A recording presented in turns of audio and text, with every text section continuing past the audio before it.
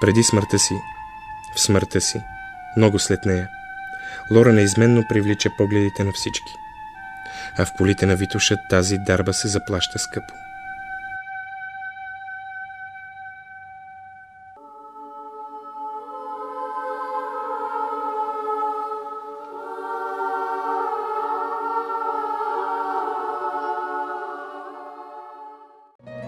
Лора се ражда на 8 ноември 1886 година. Детството ѝ е несигурно, изпълнено с принудителни пътувания и бедност.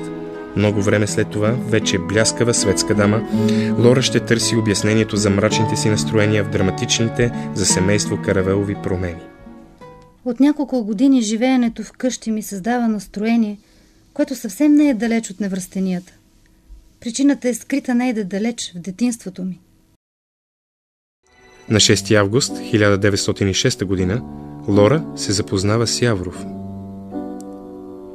Едва ли Екатерина Каравелова би се съгласила дъщеря да я придружи на разходка в Драгалевци, ако е виждала в лицето на Яворов мъжа, в който дъщеря й може да се влюби. Душата ми е стон. Душата ми е зов. Защото аз съм птица устрелена. На смърт е моята душа ранена. На смърт ранена от любов. Душата ми е стон. Душата ми е зов. Кажете ми, що значат среща и разлъка? И ето аз ви думам. Има ад и мъка. И в мъката любов. След завръщането си в София, в отговор на обяснението на един от най-пламените си ухажори, тя заявява: ако действително ме обичаш, иди и кажи на Яворов, че искам той да ми каже тия думи. Сега се върнах от казиното, където отидох да те видя на излизане от театъра. Почти не те познавам, а те обичам. Ти ще го почувстваш много по-късно. Щастлива съм, че обичам тебе. Щастлива съм и за това, че ти започваш да ме обичаш. И живота ми се струва хубав, както никога. Твоя Лора.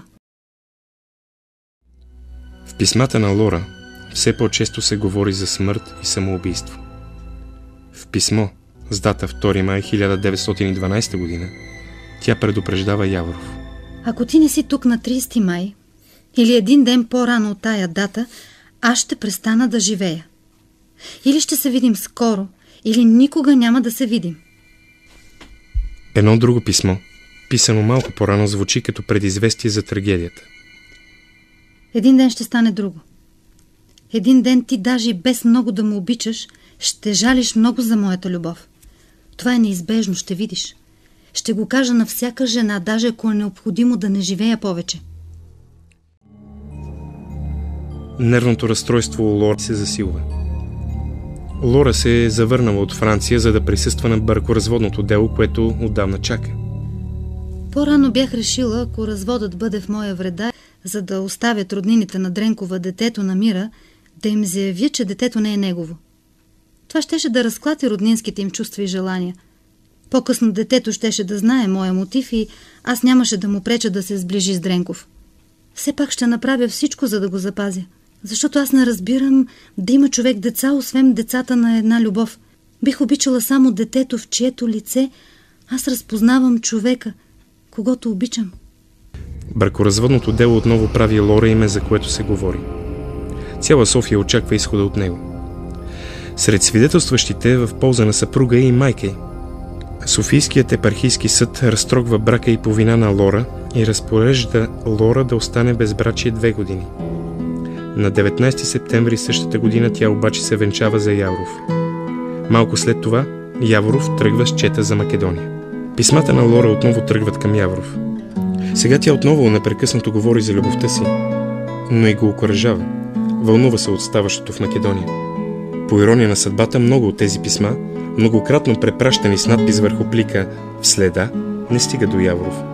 Той се връща в София, преизпълнен с мъка от ставащото в Македония. Замисля нова драма.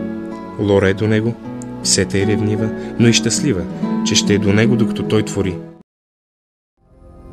Лора се промени съвсем. Стана крайно избухлива, Всеки момент менеше решенията си, изпадаше постоянно в странни състояния, ту на възбуда, ту на апатия. Говореше, че Яворов вече не я обича, че тя трябва да се отстрани от пътя му, но няма сила, че нищо не й остава освен смъртта. Но в деня преди трагедията, 29 ноември 1913 година, състоянието на Лора изглежда сравнително стабилно.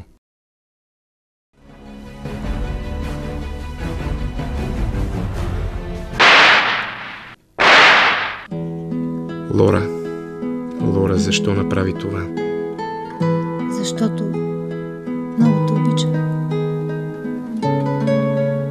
В кошмара, който ще преследва Яворов от тази нощ до самоубийството му, ще присъства неизменно един нов, пречистен, отдалечаващ се от земните страсти и битки образ на Лора. 12-тият час наближава, пише той на доктор Кръстев. А божественото дете Лора не престава да ме зове из красивия си гроб, украсен с толкова цветя, край пътя, сякаш за да я намеря по-лесно.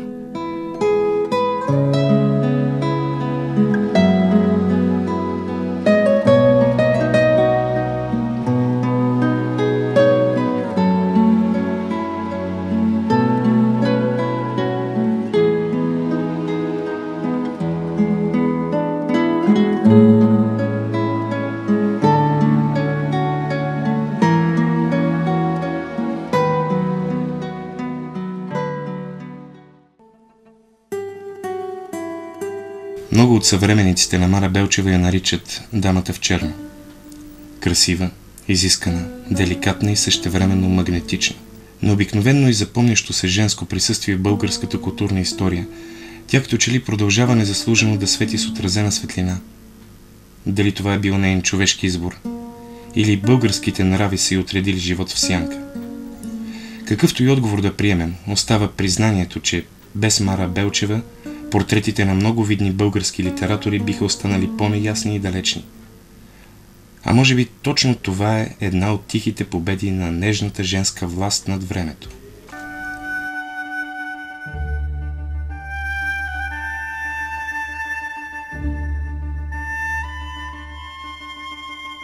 Мара Белчева е родена на 8 септември 1868 г. в Севлиево. Баща й, Иванчо Хаджиангелов, е човек с размах, с търговски нюх и с вкус към светският живот. Но човекът, отпечатал се най-силно от детските спомени на бъдещата поетеса, е дядо й, Хаджи Ангел. Необикновена личност, отдадена на преклонението си пред Бога, литературата и песните.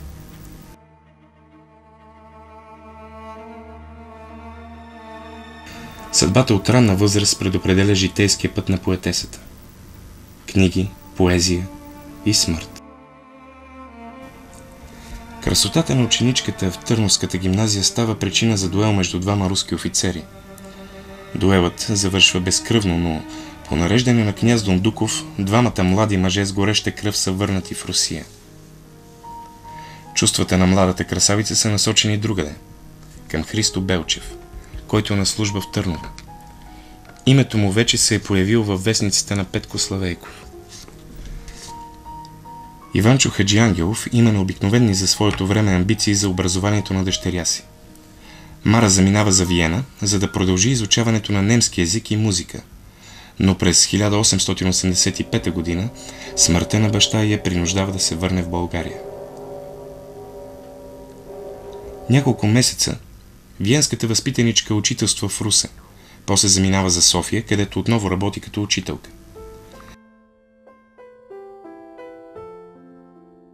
След избухването на сръбско-българската война става милосърдна сестра. Пътищата на младата жена и на красивият перспективен Христо Белчев отново се срещат. Началникът в Министерството на финансите е и поет. Още една привлекателна черта в очите на Мара Хаджиангелова. На 1 юни 1886 г. една от най-впечатляващите девойки на София се венчава. Щастието им трае само 5 години. На 15 март 1891 г. Христо Белчев, министърът на финансите в правителството на Стамболов, е убит.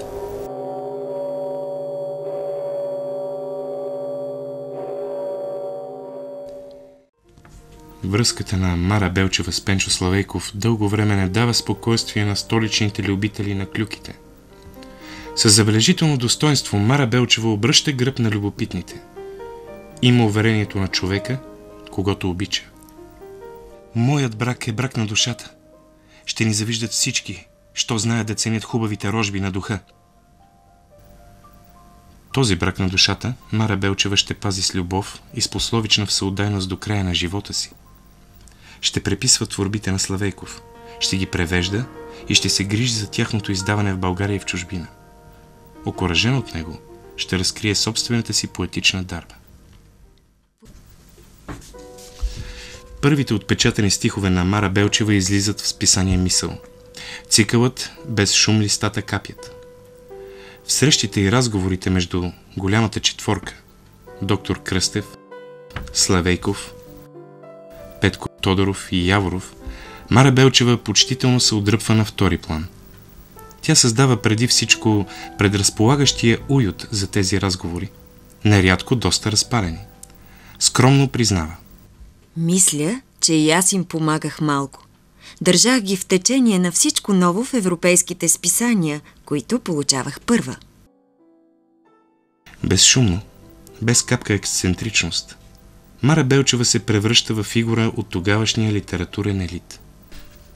Скромността й и почита, която тази скромност предизвиква, не се нравят на някои от тогавашните привърженички на идеята за равноправието между половете.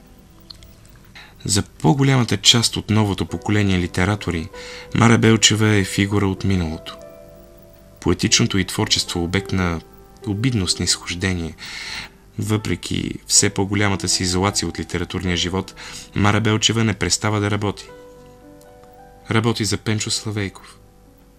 Издава отново негови творби, публикува писмата му.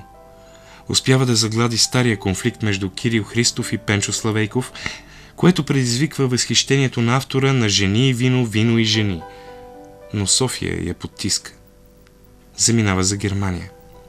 Установява се в Вертах, където живее на ръба на мизерията. Местните хора я затрогват с милосърдие, което не среща в родината си. Принудена от обстоятелствата, през 1920 година за първи път се обръща с молба към българските властници. Преди някоя година дойдох в Германия с цел да преведа на немски някои български поети, главно "Кървава песен" на Пенчо Славейков, която, ако беше жив поетът, щеше да бъде премирано от Нобеловия институт. Но преди завършване на превода аз се разболях. По милост на Вертахската община бидох настанена в мансардата на училището. Сега аз, носителката на едно от най-светлите имена в България, силно усещам гнета на това чуждо великодушие и моля моето родно събрание да ме освободи от него, като ми повиши прихода, не притежавайки никакви движими и недвижими имоти, с тая минимална пенсия 350 лева, която получавам като вдовица на покойния министър на финансите, днес аз не мога никъде да живея, нито да бъда полезна като писателка на своята родина, пред чието олтар дадох жертва редица свои близки. В тяхно име аз моля уважаемото Народно събрание да уважи просбата ми, за да довърша наченатото дело и се завърна при своите близки. Писмото остава без отговор. Стихосбирката "На прага стъпки", която Мара Белчева подготвя в Германия, е посрещната зле в родината. Повечето от критиците не откриват индивидуалния поетичен глас на Мара Белчева, надмогнал влиянието на Пенчо Славейков. До края на живота си като поетеса, Мара Белчева ще бъде оценявана в сянката на Пенчо Славейков. С присъщото си достоинство и самопожертвователност тя мълчаливо ще понася несправедливото недоглеждане. Ще продължи да работи за нови издания на завежданото от Славейков. Ще потърси спокойствие и хармония в учението на Дънов, Макар да не ценят особено високо творчеството й, най-ярките поетеси на онова време Елисавета Багрияна, Дора Габе и Яна Язова пишат за нея с уважение и симпатия. На Багрияна принадлежи признанието. У нея имаше нещо и на царица, и на светица. В походката и царственост, в духовната и чистота, святост.